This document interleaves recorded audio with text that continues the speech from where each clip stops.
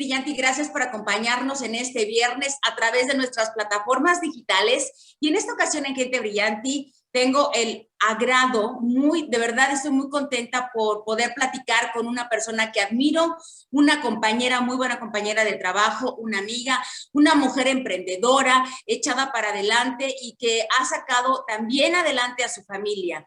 Quiero decirles que vamos a platicar de la trata de personas en esta ocasión y también de fundaciones que ayudan a estas personas que han sido explotadas.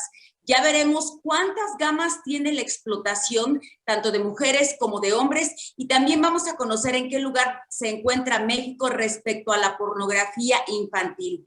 Son temas muy delicados. Si tienen niños al lado, yo preferiría que los retiraran un momentito o que después de esta entrevista, si es que la llegan a escuchar, les expliquen lo susceptible que estamos como seres humanos y más como niños y niñas en estos temas tan profundos. Con este preámbulo, no tengo más palabras que decirles que les presento una extraordinaria mujer, una extraordinaria persona, amiga mía, Carlita de la Cuesta. Carla, amiga, un beso, gracias por aceptar esta entrevista. ¿Cómo estás? Mi querida Lili, no, para mí es de verdad un gran honor. Además, gracias por esa presentación. Todo igualito para ti, para mí. Es todo un placer. Gracias. Verte, que nos ha tocado trabajar juntas, ser amigas, compañeras y bueno, estar en este camino donde, bueno, pues es un placer siempre compartir contigo, mi querida Lili. Sí, mi Carlita, ya nos cruzamos en el camino y nos seguiremos cruzando, primero Dios. Fíjate que el tema que tú bien manejas, que tú bien conoces, por una afortunada o desafortunada situación personal, que regularmente de ahí nacen todos los intereses de las personas en nuestra sociedad, de ayudar a los demás cuando ya se padeció el problema. Entonces, a mí me gustaría que le dijeras a toda la gente cómo llegaste a interesarte, Carlita, en el tema de la trata de personas, cómo te diste cuenta, a qué edad y qué nos recomiendas para toda la gente que nos está viendo. Pues mira, efectivamente, generalmente pasa que cuando sufrimos una situación grave que nos duele, que nos lastima, algunos tenemos la dicha de decidir usar esa historia, ese dolor, ese episodio de nuestra vida para poder servir a otros. Y digo porque es una bendición, porque a veces hay miles y miles y miles de historias o de personas que han pasado por pruebas muy duras y no necesariamente después utilizan eso para servir. Y yo creo que eso es un privilegio, ¿no? Es un privilegio poder decir lo que pasó, lo que me sucedió, lo que me dolió, incluso lo que me marcó, al final no pasó en vano, porque eso me ha dado alas, como digo yo, para volver a volar, ¿no? Efectivamente, bueno, desafortunadamente tuve la desgracia de vivir situaciones que marcaron mi vida y que pues por muchos años no tuve la capacidad de saber cómo salir adelante, cómo solucionar ese dolor tan profundo y cómo pues cómo darle un giro, ¿no? Cómo no solo sanar yo, sino encontrarle un propósito, ¿no? Porque ¿cómo puedes encontrarle un propósito a algo que te lastimó tan profundamente, ¿no? Pero bueno, tuve la fortuna de que sí encontré cómo hacerlo. Hace alrededor de 9, 10 años, yo conocí una organización muy importante llamada Comisión Unidos contra la Trata. Empecé a escuchar testimonios de sobrevivientes y yo me identificaba con todo lo que decían, ¿no? Solamente que yo había vivido otros tipos de explotación, no necesariamente ese tipo. Me gustaría detenerme un poquito en este aspecto, mi querida Carlita. ¿Cuántos tipos de explotación podrías mencionar como un ejemplo? Porque a veces solamente se queda la gente como una idea de trata de personas referente a sexo, trata de personas referente a trabajo. ¿Qué otras gamas desafortunadamente hay de la trata de personas? Mira, es impresionante, pero hoy conocemos como trata de personas. De hecho, es muy importante entender que nunca en la vida podemos decir trata de blancas. Eso es algo anacrónico. O sea, quiere decir, eso ya no existe. O sea, no existe. Eso era en otro siglo, porque hoy sabemos perfectamente que no solamente le pasa a mujeres y obviamente no solamente le pasa a mujeres blancas y no solamente, como bien dices, es explotación sexual. La trata de personas tiene muchísimas caras. Las principales, además, por supuesto, de la explotación sexual y todas las cosas que están relacionadas con esto, como por ejemplo la pornografía infantil, incluso la propia pornografía en general está llena de trata de personas. Pero las otras formas son, por ejemplo, la explotación laboral, los trabajos forzados, las adopciones ilegales, imagínate. Por ejemplo, también la mendicidad forzada. La mayoría de las personas que vemos en la calle pidiendo dinero están siendo explotadas, ¿no? Se les quita todo lo que están pues recibiendo, ¿no? Otra muy común es el reclutamiento de menores para actividades delictivas.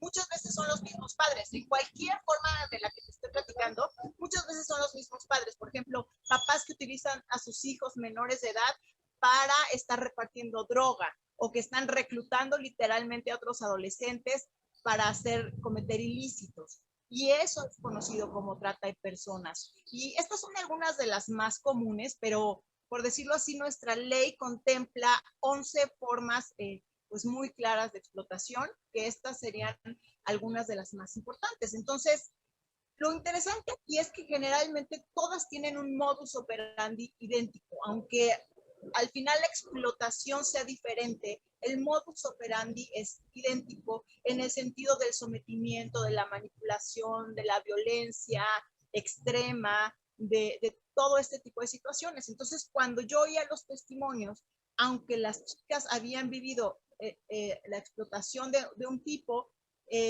pues yo decía, todo lo que les pasó, pues es muy parecido, es idéntico a lo mejor a la forma en la que pues yo estaba viviendo pues esta forma de esclavitud tan severa, ¿no?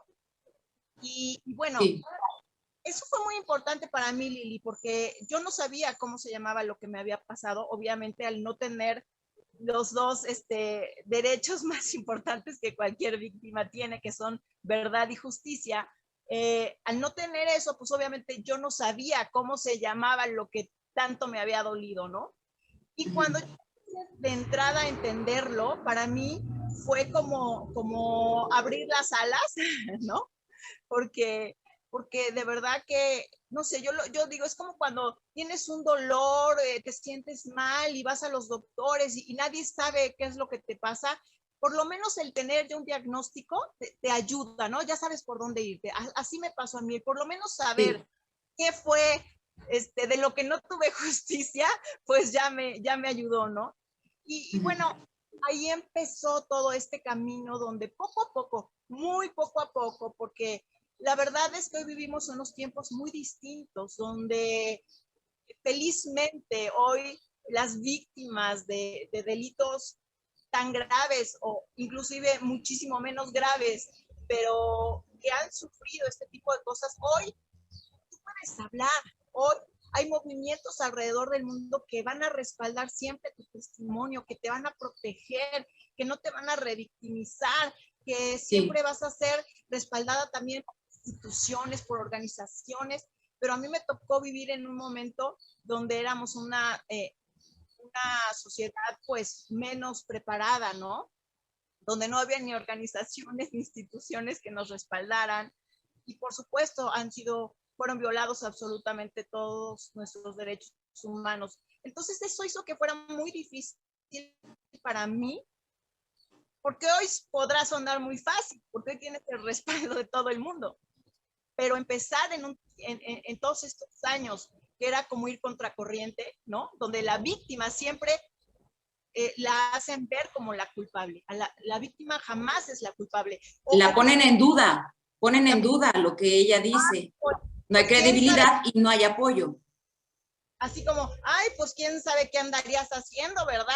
Ay, seguro era una ambiciosa, buscó una salida fácil, ay, ¿no? Ya sabes, este tipo de cosas son revictimizadoras, ¿no?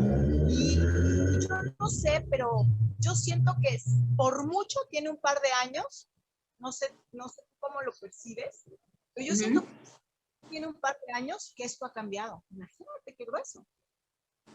Sí. O sea, movimientos, Me Too, ¿no? Believe Survivors, Yo Sí Te Creo, ¿no? Todos estos movimientos realmente han tenido una fuerza desde hace muy poco. Desde hace muy poco. Sí. Cuando Carla de la Cuesta toma conciencia de lo que está viviendo, cuando abre las alas, que en un momentito más hablaremos de lo que significa esta señal. Cuando tú te das cuenta, Carla, ¿cuántos años tenías y a cuántas personas crees que hasta el día de hoy has podido ayudar, tanto con tu testimonio como haciendo algo por y para las demás personas? Uy, no, pues fue hace o sea, realmente fue hace muy poco, fue hace apenas como 9, 10 años. O sea, imagínate, yo tuve la oportunidad de que la Policía Internacional pues me liberara de la situación en la que me encontraba. La Policía Internacional, conocida como Interpol. Eso fue en el año 2000, o sea, pasaron 12, 13 años más hasta que literalmente sobreviví como pude, y a partir de hace, te digo, unos 9, 10 años, fue que apenas entendí, o sea, me han pasado años y años y años y años, ¿no? Y apenas realmente entendí hace este tiempo todo, y empecé a procesar de una mejor manera todo lo que me había pasado, porque finalmente mi única alternativa era como tener atorado ese dolor en el alma, en la garganta, en el cuerpo. Y yo por eso le puse a mi fundación Alas Abiertas, porque en realidad el hecho de solo sobrevivir... Es así, Carlita, por eso hablaba de esta señal. Esto es Alas Abiertas, ¿no? Tu fundación. Sí, exactamente. Porque realmente, o sea, no solo lo digo por mí, pero porque obviamente a través de todos estos años que he conocido a tantas sobrevivientes, mujeres, pero también adolescentes, pero también niñas. Bueno, la mayoría de las víctimas y las sobrevivientes, pues empezamos o fuimos víctimas cuando éramos muy jóvenes, y bueno, a la mayoría yo también las he conocido, o sea, que son sobrevivientes que he conocido de otros refugios, de otras organizaciones con las que estoy trabajando, y yo lo que percibo en todos los casos es ese terrible miedo a hablar, ese terrible miedo a soltar, ¿no? A poder expresar con tu boca lo que te Fíjate pasa. que más que miedo a hablar, yo creo que también quedaría perfecta la frase decir miedo a que no te escuchen. Ah, me encantó. ¿Verdad? Es perfecto lo que dijiste, porque si sintieras que puedes hablar y vas a ser escuchada y respetada, hablarías, ¿no? Pero dices, encima Sí. de todo, van a decir que fue mi culpa, o que fue la culpa del vecino, o que fue la culpa de Chuchita. Y tú dices, ¿por qué busca la sociedad que hay culpables cuando no hay posibilidad de que haya otro culpable u otra culpable más que el que cometió el delito, o la que cometió el delito? Porque siempre queremos que haya, pero y es que también, y es que el otro, y el papá y la mamá. No, perdóname. Si yo te robo, si tú me dejas las llaves de tu coche y yo me lo robo, no importa si tú eras una descuidada, de todos modos no me daba derecho de robarte el coche. ¿Por qué Claro. siempre que haya otros co-culpables, ¿no? Entonces, es tremendo esto, y además, obviamente, hay tantas que también hay miedo, por supuesto, porque pues tú no sabes si los victimarios cuánta represalia puedan tomar. Es un proceso muy duro, y que lleva muchos años, además, poder superar, ¿no?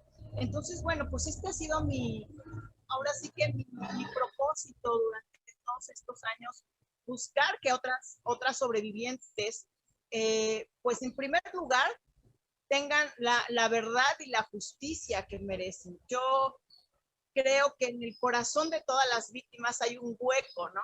Y ese hueco solo se llena con las palabras verdad y justicia, ¿no?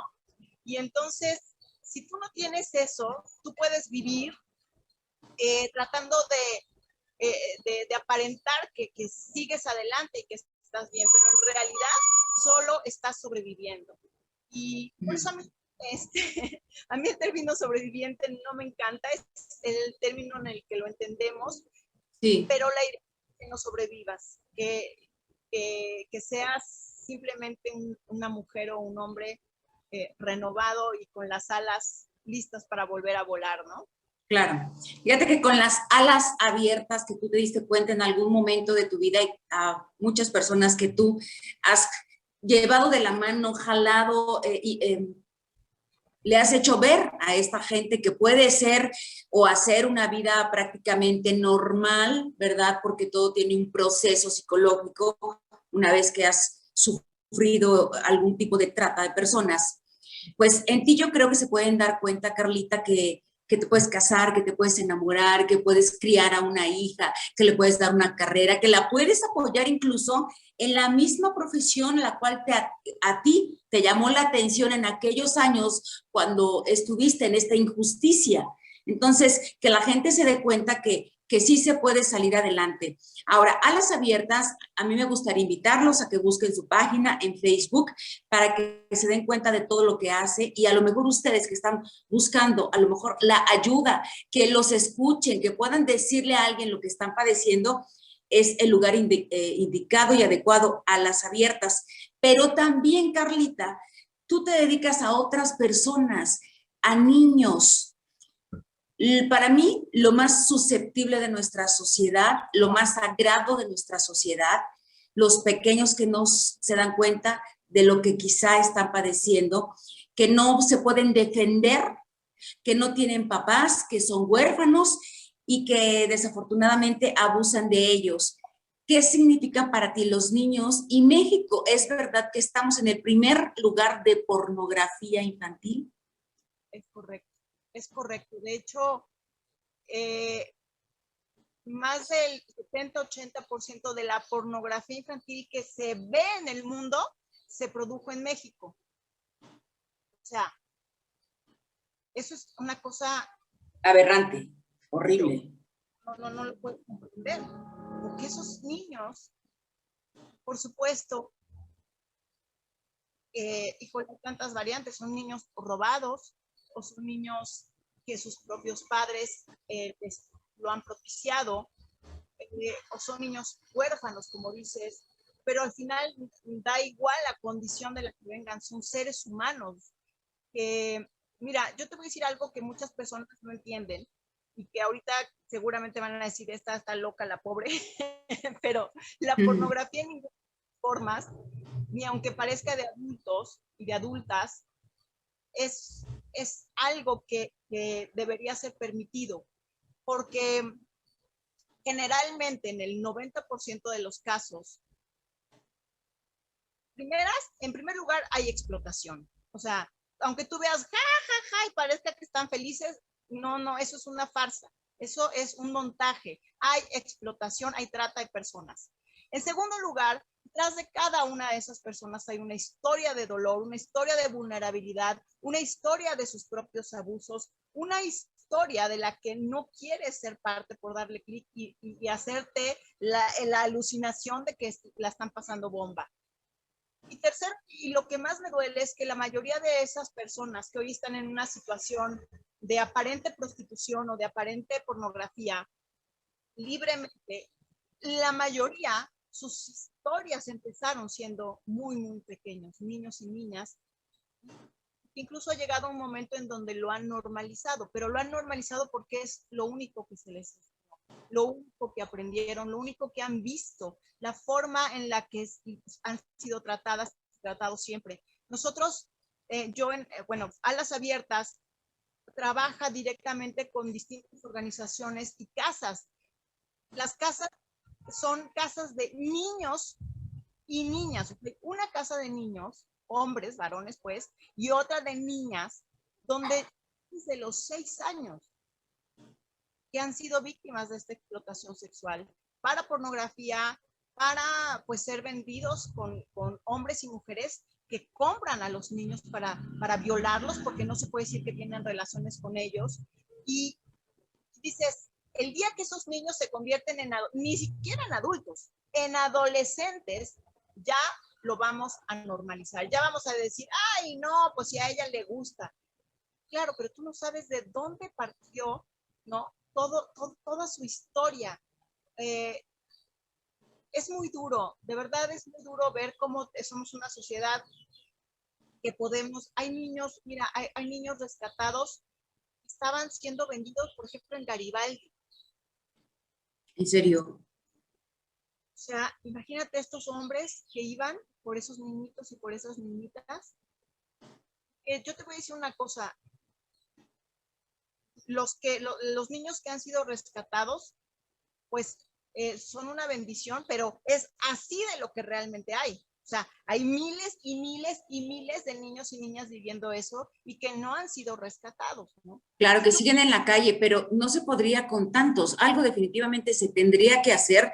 No nada más personas que tengan la iniciativa como tú, como, no sé si decir tus socias, tus amigas, con quien llevas las fundaciones o que te han invitado a estas fundaciones.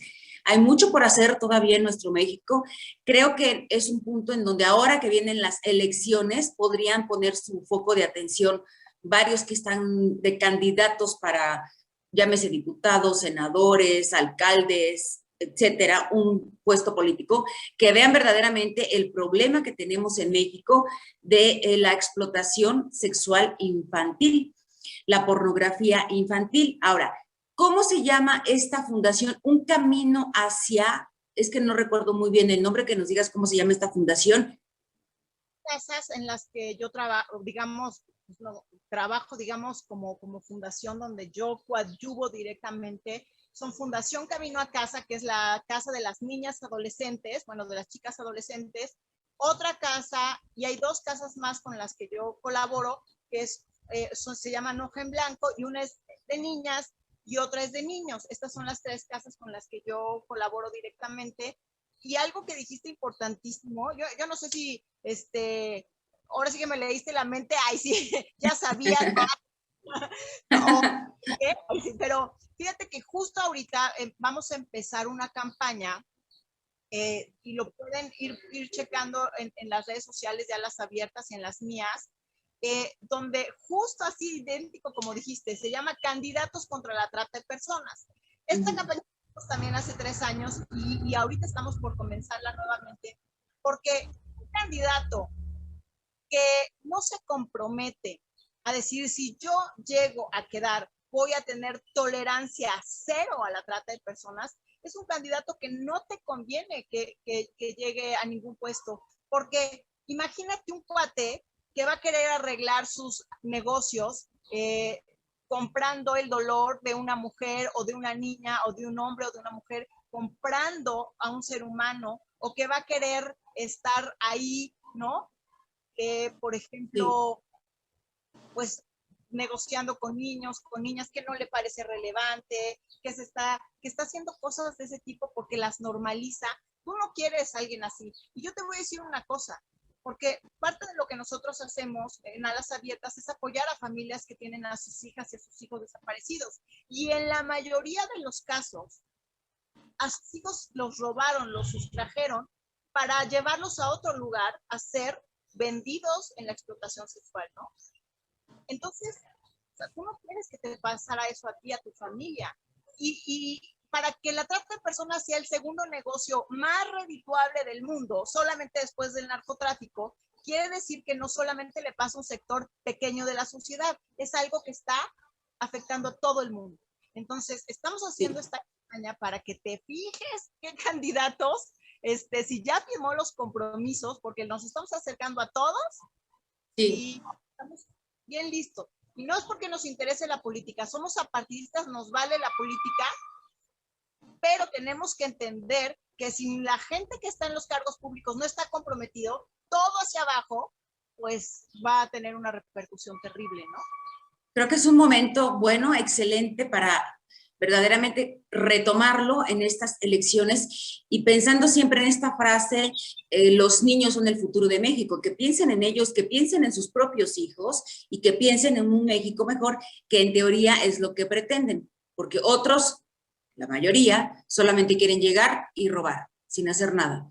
De verdad, ese es un llamado a todos los políticos que se sientan comprometidos, que gusten comprometerse con nuestra sociedad y estar muy cercanos al tema de la pornografía infantil. De verdad que es preocupante. Si dices que está por abajo del narcotráfico, es que estamos hablando de palabras mayores, de que si bien es cierto que México casi nunca gana el primer lugar, es una tristeza que lo sea en pornografía infantil. Ahí sí, ¿por qué en lo malo? Vamos a demostrar que podemos hacerlo.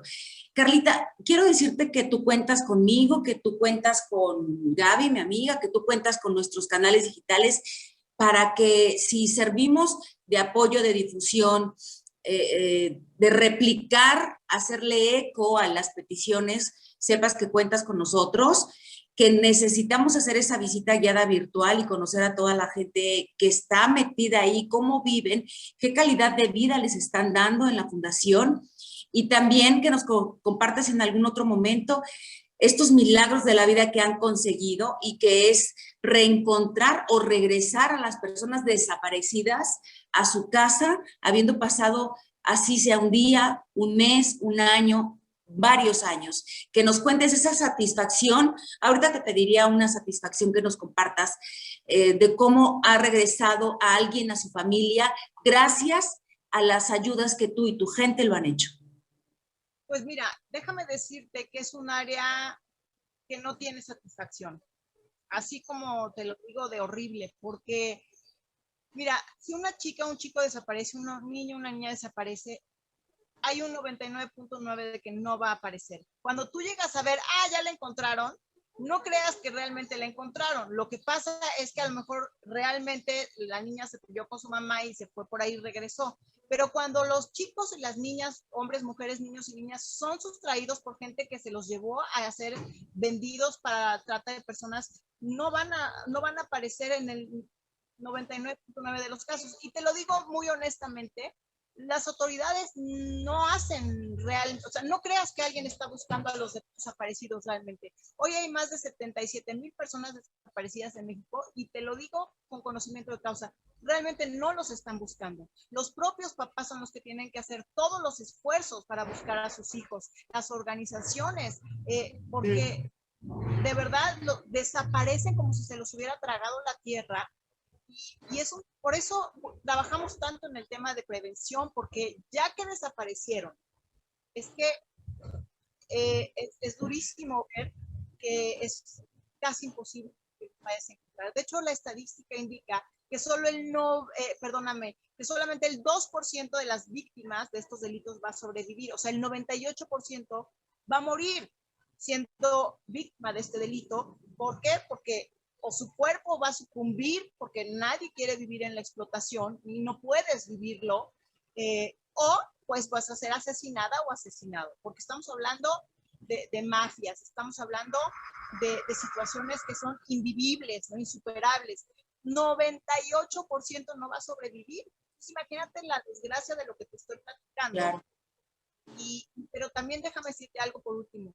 Las familias con las que nosotros estamos pues acompañando son familias idénticas a cualquier familia que tú conozcas. O sea, no creas que es la señora que andaba jugando canasta y no cuidó a sus hijos. No, son familias, porque esos son como mitos, ¿no? Le pasó a esa familia porque quién sabe qué andaba haciendo la mamá o quién sabe qué salida fácil quiso la niña. No, señores, esto es algo que está al alcance de cualquiera, y no es que los quiera espantar, pero pues tenemos que entender la realidad y que pues ya que desaparecieron es casi imposible.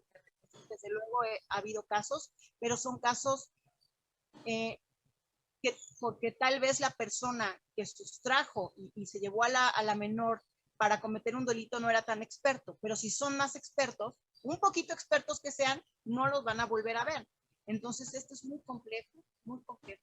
Qué pena, Carlita, todo lo que nos dices, qué tristeza para los papás y qué sufrimiento para cada persona que desaparece.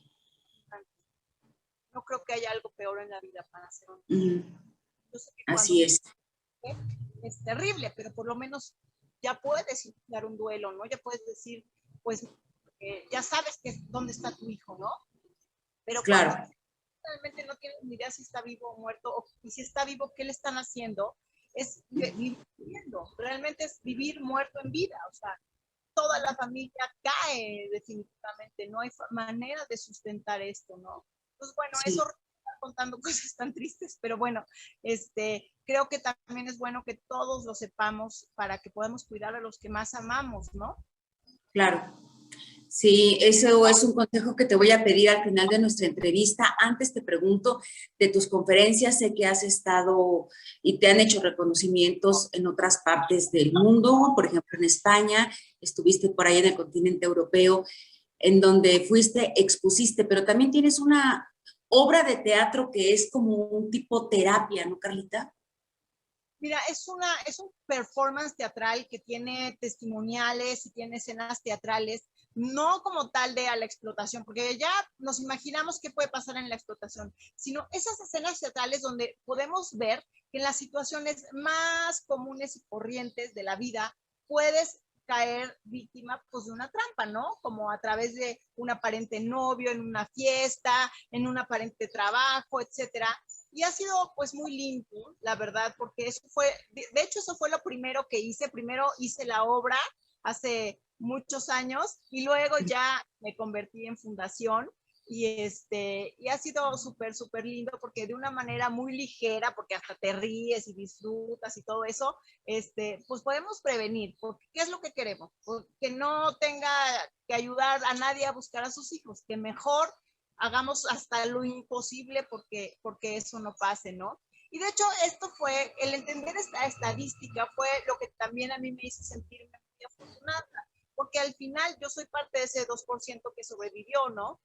Pero si no me hubiera rescatado, no habría sobrevivido, ¿no? Entonces, Sí, entender estas cosas son una fuerza, una motivación para decir, todo lo que pasó no pasó en vano y voy a ayudar a que otras personas puedan tener una historia completamente diferente. Entonces, pues así claro. es por ahí, por muchas partes, en Estados Unidos, en muchos eventos, en Naciones Unidas, en Suiza, en tantos lugares que la verdad me siento pues muy afortunada de que al final lo que me robó las alas se convirtió en algo que me las volvió a dar, ¿no? Claro, sí, qué bueno, te felicito por esa labor tan linda. Y para terminar, Carlita, un consejo que les des a los papás, a las mamás y los mismos que tú hayas aplicado con el cuidado de tu hija que ya debe, bueno, ahora nos dices cuántos años tiene, pero ya va encaminada en su carrera artística, ¿no? Sí, de hecho, mi querida llamada y adorada hija Valentina, ya, bueno, ya sabes, ¿no? Ya tiene millones, bueno, no, miles y miles de seguidores en TikTok y tiene no sé cuántas cosas. Su primer tema musical también está por salir del video. Le ha ido súper, súper bien. Apenas está empezando, pero le ha ido de maravilla muy rápido.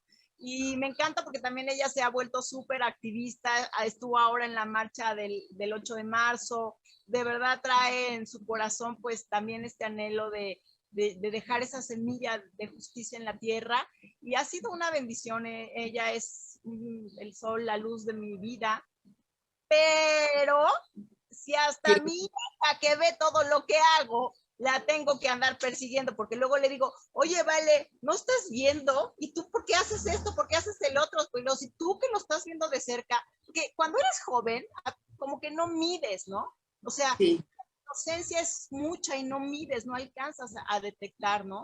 Entonces, es bien complejo ser papá, porque sí, muy complejo tener hijos, sobre todo cuando están adolescentes. Mira, para cerrar este comentario, porque nunca acabaría, o sea, te podría decir una infinidad de cosas, la verdad, pero yo recuerdo hace muchísimos años, la primera entrevista que hice, en ese entonces yo estaba en Cadena 3, en esta televisora, y yo recuerdo que empecé a hacer entrevistas de esto, y la primera entrevista que hice la recuerdo muy bien, porque es una señora que hasta la fecha sigo cerca de ella. En ese entonces su hija acababa de desaparecer, en ese entonces su hija tenía 14 años. Ella, esta pequeñita se llama María Fernanda Tlapancuribe, pueden buscar su caso. Al día de hoy tiene 9 años desaparecida, pero en ese momento que tenía muy poco de haber desaparecido, me dijo, nunca se me van a olvidar esas palabras. Me dijo, Carlita, me dijo, mi hija era una niña tan tranquila, iba a la escuela, regresaba, yo estaba preparando todo para sus 15 años. Jamás imaginé que algo pudiera estar pasando. Dice, pero cuando Fer desapareció, lo primero que hice fue entrar a su Facebook. En ese entonces solo había Facebook. Y me di cuenta que de sus 800 amigos, yo si acaso conocía 20. Tardaron un año.